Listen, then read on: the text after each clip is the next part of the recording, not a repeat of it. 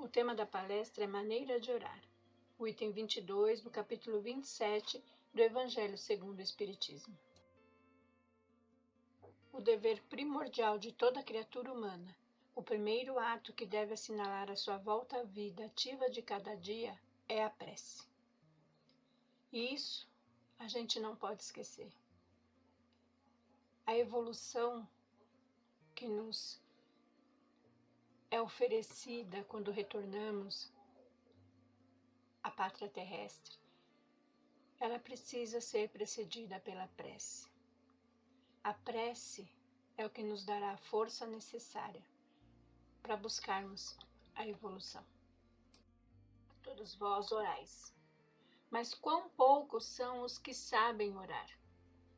Que importam ao Senhor as frases que maquinalmente articulais umas às outras, fazendo disso um hábito, um dever que cumpres e que vos pesa como qualquer dever? Quando oramos ao Senhor, é como se conversássemos com um pai. Por isso, a gente não pode fazer disso frases decoradas, um hábito, né, que tem aquele horário marcado, como um dever. A gente precisa conversar com o Senhor quando a gente sente no coração. E essa conversa, ela tem que ser como um filho falando com o pai. A prece do cristão, do espírita, seja qual for o seu culto, deve ele dizê-la logo que o espírito haja retomado o jugo da carne. Deve elevar-se aos pés da majestade divina com humildade, com profundeza, num ímpeto de reconhecimento por todos os benefícios recebidos até aquele dia. Pela noite transcorrida e durante a qual lhe foi permitido, ainda que sem consciência disso, ir ter com seus amigos, com seus guias, para aurir, no contato com eles, mais força e perseverança. Quando dormirmos, no descanso do corpo físico, já sabemos que nosso espírito, ele não dorme. E ele segue para outro plano. E o que vamos encontrar, ver, perceber neste outro plano, depende muito daquilo que a gente traz na nossa consciência. Por isso, a oração feita também no momento do recolhimento para o sono é importante. É importante que a gente veja tudo aquilo que fizemos durante o dia, como já nos ensina Santo Agostinho. E ao acordarmos desse descanso do corpo, do retorno desse espírito, também é importante que a gente faça a oração, agradecendo por tudo aquilo que pudemos aprender, recolher no nosso espírito, porque isso vai fazer com que a gente tenha a força e a perseverança necessária para mais um dia. Deve ela subir humilde aos pés do Senhor, para lhe recomendar a vossa fraqueza, para lhe suplicar amparo, indulgência e misericórdia. Essa é a oração agradável a Deus. Aquela que chega a Ele humilde, que chega a Ele pedindo a ajuda necessária para o amparo na nossa nova caminhada. Que pede ao Pai a misericórdia, porque o compromisso assumido em cada encarnação não é fácil. Mas temos um Pai que está a nos auxiliar, a nos ajudar e a socorrer sempre que precisamos. Deve ser profunda, porquanto é a vossa alma que tem de elevar-se para o Criador, de transfigurar-se, como Jesus no Tabor, a fim de lá chegar nívea e radiosa de esperança e de amor. A oração, ela precisa ser do coração, do mais profundo da nossa alma, porque só assim ela vai conseguir chegar a Deus limpa, pura, com a esperança que muitas vezes colocamos naquela conversa com o Pai, e cheia de amor, como um filho quando pede socorro ao Pai. A vossa prece deve conter o pedido das graças de que necessitais, mas de que necessitais em realidade. Inútil, portanto, pedir ao Senhor que vos abrevie as provas, que vos dê alegrias e riquezas. Vivemos ainda num planeta de provas e expiações. Por essa razão, precisamos entender que o sofrimento se faz necessário e que, ao invés de pedirmos ao Pai que nos alivie a prova, que possamos pedir a força necessária para suportá-la. Rogai-lhe que vos conceda os bens mais preciosos, da paciência, da resignação e da fé. Não digais como fazem muitos, não vale a pena orar, porquanto Deus não me atende. O Pai, Ele sabe exatamente aquilo de que necessitamos, aquilo que nos fará o bem ou o mal. E muitos de nós ainda acreditam que os bens materiais são aqueles mais necessários e mais preciosos, quando na verdade deveríamos rogar a cada dia aqueles bens que, ao partirmos para o plano espiritual, esses sim poderemos levar conosco, como a paciência, a resignação e a fé. Estes sim são tesouros que vale a pena. E por esses tesouros é que devemos rogar a cada dia ao Pai.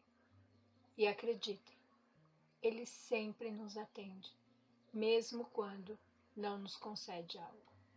Que é o que, na maioria dos casos, pedes a Deus. Já vos tendes lembrado de pedir-lhe a vossa melhoria moral? Oh, não, bem poucas vezes o tendes feito. Quantos de nós nos esquecemos de que estamos aqui exatamente para isso, para nossa melhoria moral, para evoluirmos. E muitas vezes passamos uma vida toda pedindo a Deus tantas coisas e nos esquecemos daquilo que realmente necessitamos. O que preferentemente vos lembrais de pedir é o bom êxito para os vossos empreendimentos terrenos, e haveis com frequência exclamado: Deus não se ocupa conosco. Se se ocupasse, não se verificariam tantas injustiças. Insensatos, ingratos, se descesseis ao fundo da vossa consciência, quase sempre depararíeis em vós mesmos, com o ponto de partida dos males de que vos queixais. Quantas vezes fechamos os nossos olhos para as nossas escolhas, porque é muito difícil a gente conseguir entender, ver, perceber e aceitar que, se passamos por alguns males, é a colheita do que semeamos. E isso é o livre-arbítrio que precisamos aprender a usá-la com a sabedoria que é necessária. Pede, pois, antes de tudo, que vos possais melhorar, e vereis que torrente de graças e de consolações se derramará sobre vós. Mas esse pedir, ele precisa vir acompanhado por ações, por atitudes. Quando pedimos a nossa melhora, a gente precisa pôr isso em ação. Já dizia que a fé sem obras é uma fé morta. Por isso, que possamos pedir a melhoria, mas que também possamos praticá-la. Levar o consolo a quem precisar, porque quando consolamos, também somos consolados. Que possamos pedir a melhora, mas antes de tudo, que pratiquemos o amor ao próximo, porque a prática leva à perfeição. Deveis orar incessantemente, sem que para isso se faça mister vos recolhais ao vosso oratório, ou vos lanceis de joelhos nas praças públicas. A oração, ela tem que ser feita quando o nosso coração pedir. Quando sentirmos a necessidade de orarmos, não importa onde a gente esteja. Não precisa de rituais, basta apenas elevarmos o nosso pensamento ao Pai e falar com Ele. Não importa o local, o horário. É uma conversa. E essa conversa ela pode ser feita sempre que a gente sentir a necessidade disso.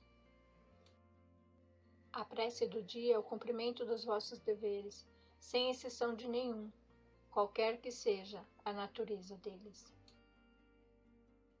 Não é ato de amor a Deus assistirdes os vossos irmãos numa necessidade moral ou física? Não é ato de reconhecimento elevardes a Ele o vosso pensamento quando uma felicidade vos advém? Quando evitais um acidente?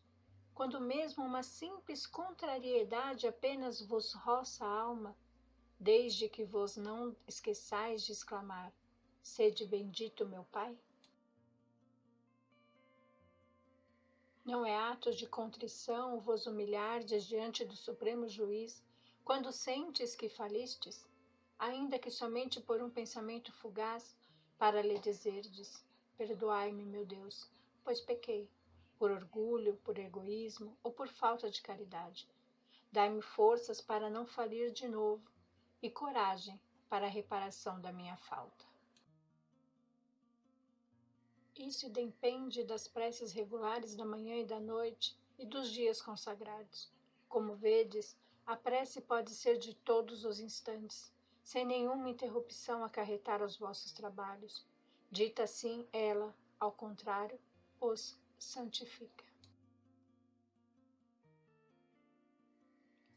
Tende como certo que um só desses pensamentos, se partir do coração, é mais ouvido pelo vosso Pai Celestial do que as longas orações ditas por hábito, muitas vezes sem causa determinante, e as quais apenas maquinalmente vos chama a hora convencional. Orar por um irmão em necessidade, agradecer por uma bênção recebida, por uma felicidade que não chega. Também pedir perdão ao Pai quando temos a consciência de um erro, de um ato falho. Ele é Pai, Ele vai entender. Que muitas vezes ainda tropeçamos no orgulho, no egoísmo, ainda não temos a caridade da forma que deve ser. Isso tudo precisa ser feito sem hora marcada. Independente da prece que eu faça pela manhã ou à noite, a minha oração ela precisa ser fiel. Ela precisa partir do meu coração. Porque assim ela vai chegar ao ouvido do Pai. E essa oração, ela não precisa ser longa, ter palavras bonitas, orações decoradas. Ela só precisa partir do nosso coração. Queridos irmãos, vivemos tempos difíceis e que possamos, cada um de nós, sentir a importância da oração. Porque se soubéssemos o bem que faz em cada oração, a fé do coração de cada um, quando eleva o seu pensamento ao Pai, o quanto tudo se movimenta quando cada um de nós eleva o nosso pensamento a Deus em oração. E mais do que o que diz as nossas palavras, o que sai das nossas bocas, é o que vai ao nosso coração. Por isso, meus queridos irmãos, que façamos da oração um ato de amor e que possamos